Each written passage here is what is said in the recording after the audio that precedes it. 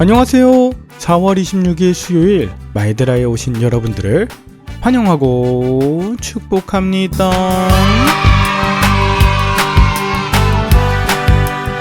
오늘은 사무엘상 세 번째 시간입니다. 저는 어제 본문을 묵상하면서 제 어린 시절이 홈리와 비느하스 같아 참 많은 회개가 있었습니다. 저도 목회하시던 아버지가 일주일 전인 지난주 화요일에 은퇴하셨는데 제 청소년기를 돌아보니 매일같이 친구들을 몰고 교회로 왔고 그 안에서 온갖 나쁜 짓들 다 했거든요. 제가 조금 더 일찍 철이 들었다면 아버지의 목회가 조금 더 힘나셨을 텐데 매일같이 방황하며 술 먹고 담배 피우고 몰려다니면서 침 뱉고 PC방 게임에 중독되고 무면허 차 사고나 내고 하는 그런 저 때문에 아버지가 목회하시면서 참 많이 어려우셨겠구나. 또 어머니도 진짜 기도 많이 해주셨을 것 같다는 마음이 들었습니다. 무엇보다 하나님께서 참 많이 참아주셨는데요. 그런 의미에서 정말 정신 차려 목회하고 또 저와 비슷한 청소년기 아이들이 있으면 정말 잘 인도하고 싶어요. 결핍과 상처가 그들에게 저주가 되지 않고 오히려 하나님의 말씀이 들리게 되는 축복, 은혜가 더 크게 임해 변화된 그런 샘플로 살고 싶습니다.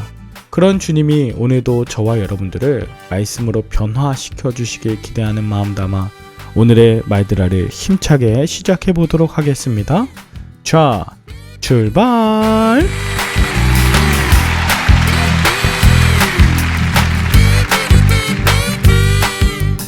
오늘은 사무엘 3장입니다.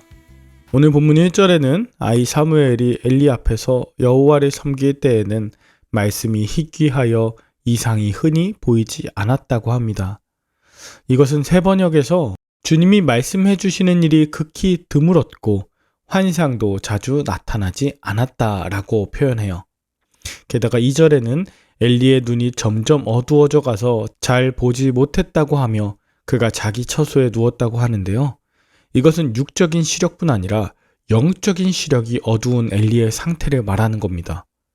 게다가 그의 눈은 어두웠지만 하나님의 등불은 아직 제단에 환하게 밝혀져 있었고 사무엘은 하나님의 궤가 있는 여호와의 전 안에 누워 있었습니다.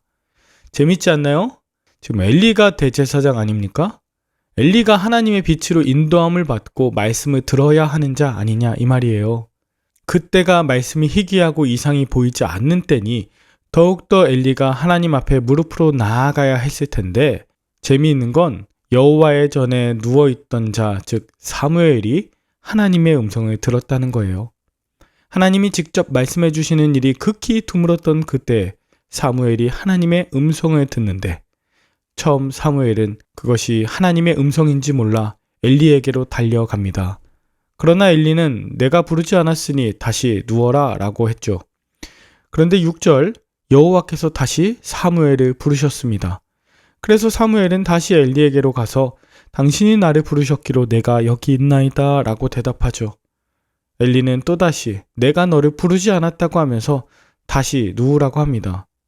8절에 여호와께서 세 번째 사무엘을 부르실 때 그가 다시 일어나 엘리에게로 가서 또다시 당신이 나를 부르셨기로 제가 여기 왔다고 하니 그제야 엘리는 하나님께서 사무엘을 부르신 줄 깨닫고 누가 너를 부르거든 여호와여 말씀하옵소서 주의 종이 듣겠나이다 라고 대답하라 시킵니다.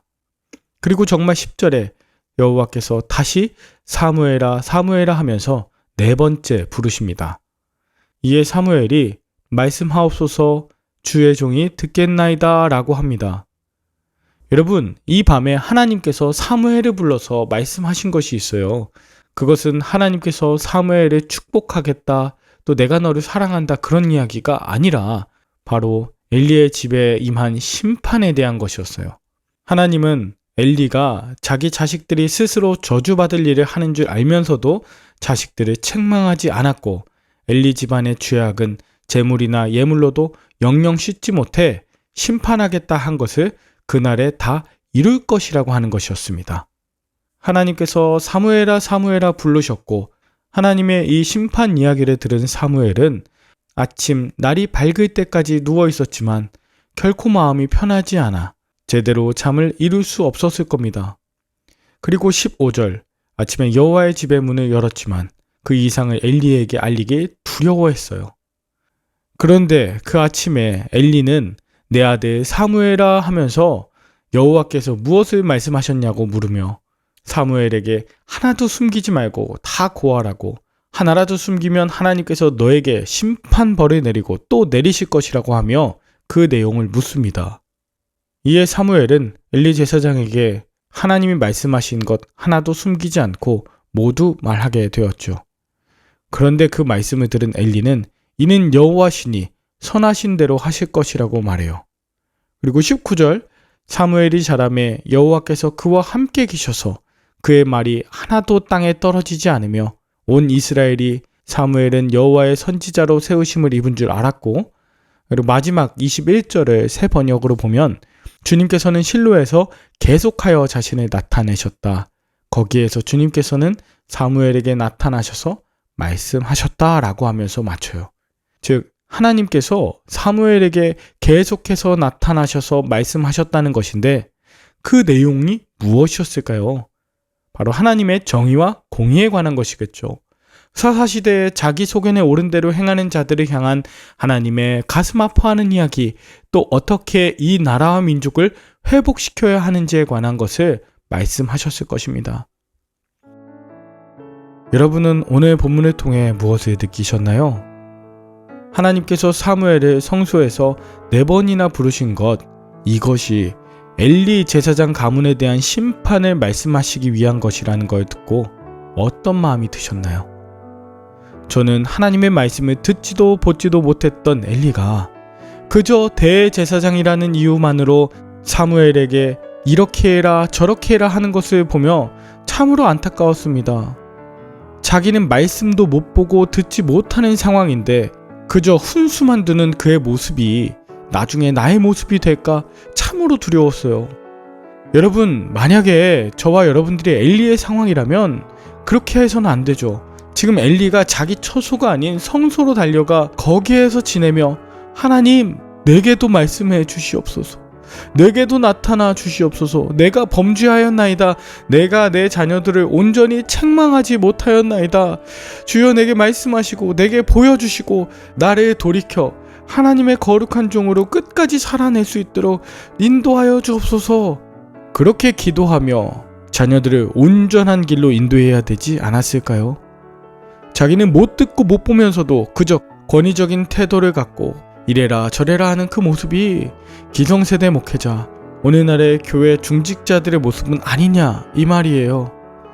사랑하는 말들아 식구 여러분, 어린 사무엘과 같은 아이라도 하나님의 말씀이 들리는 역사가 일어나는 줄을 믿으신다면 정말 겸손하며 하나님을 두려워하고 사무엘과 같은 자를 존귀하게 여기는 우리가 되어야 할 줄 믿습니다.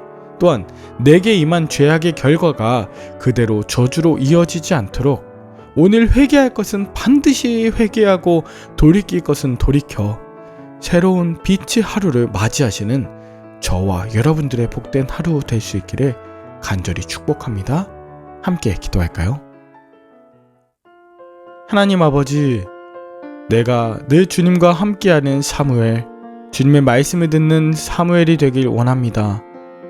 날마다 주님과 가까이 하여 나의 연약함과 악함, 음란함과 각종 중독과 범죄함을 드러내시어 회개할 수 있게 하여 주시고 주님 앞에 서게 하여 주시옵소서. 교만함과 나태함으로 가득했던 나의 모습이 있다면 겸손하며 절실하게 하나님 앞에 무릎으로 서게 하여 주시고 사무엘과 같은 자를 통해 나를 책망하시고 회개하시는 그 사랑의 기회를 놓치지 않게 하여 주시옵소서. 감사를 드리며 예수 그리스도의 이름으로 기도 올리옵나이다. 아멘. 오늘도 좋은 하루 보내시길 바라며 저는 내일 다시 찾아뵙도록 하겠습니다. 샬롬.